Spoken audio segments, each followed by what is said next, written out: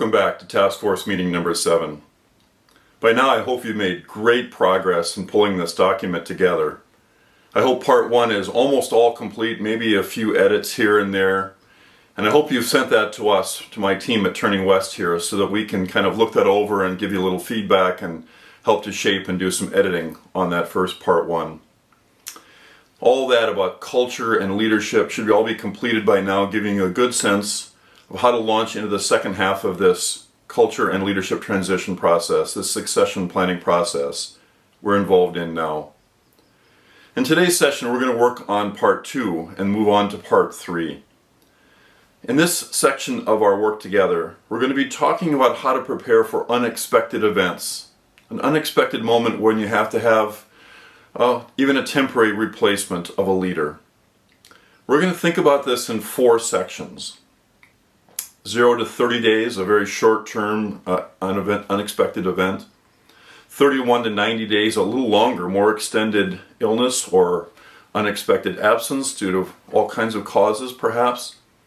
1 greater than 90 days, and then 1 where you just simply don't know how long it will last.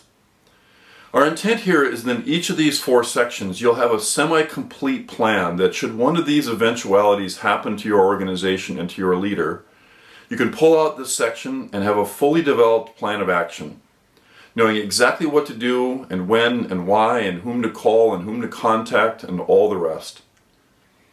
So we hope in this time you're going to think about consulting some other folks even after this meeting. You probably need to consult your human resource specialist or perhaps an insurance agent.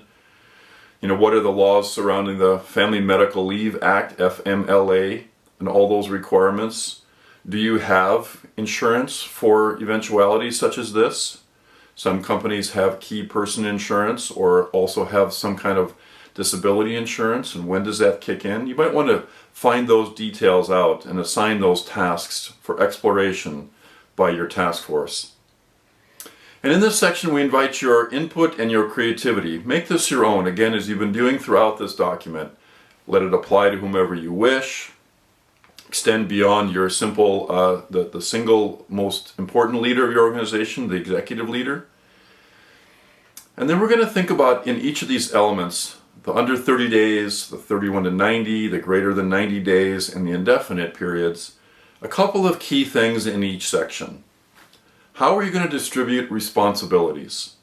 Who will take what responsibilities for those leaders as they're missing for a temporary time?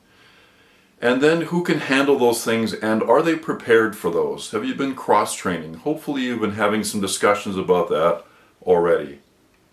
Secondly, in each section we want you to think about board responsibilities.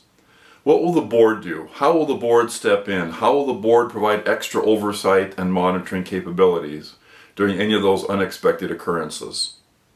Third, we hope that you'll talk about a communication plan. Who do you need to communicate to? Which funders do you need to call right away to kind of be on top of this so they're well aware of what's going on and what's happening and not left guessing or wondering about the state of the grants or other funding that they've provided for you or future pipelines of funding that they're thinking about giving to you.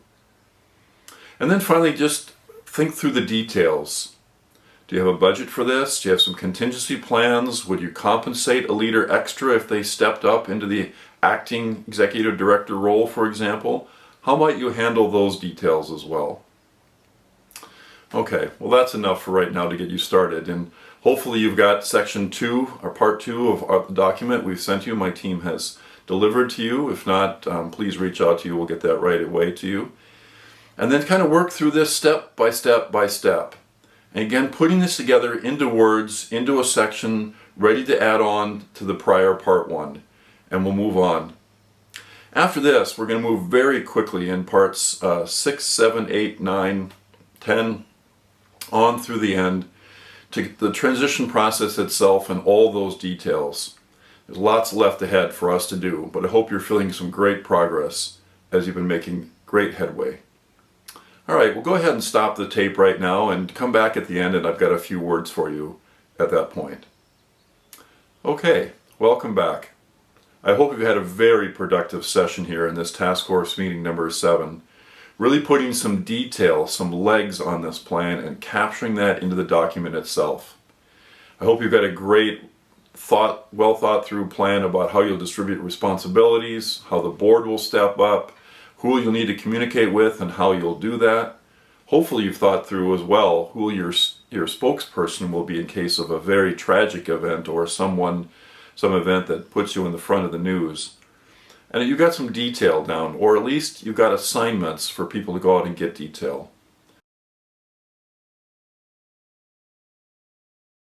It's perfectly okay to hand out assignments, to delegate some work between meetings, 7 and our next meeting with you together, task force meeting number 8. And when we get together in meeting number 8, we're going to really move quickly then to do the transition details of how you'll exit your current leader, enter your new leader, what might happen in between. Great. Thank you very much for our time. We look forward to seeing you again in task force meeting number 8.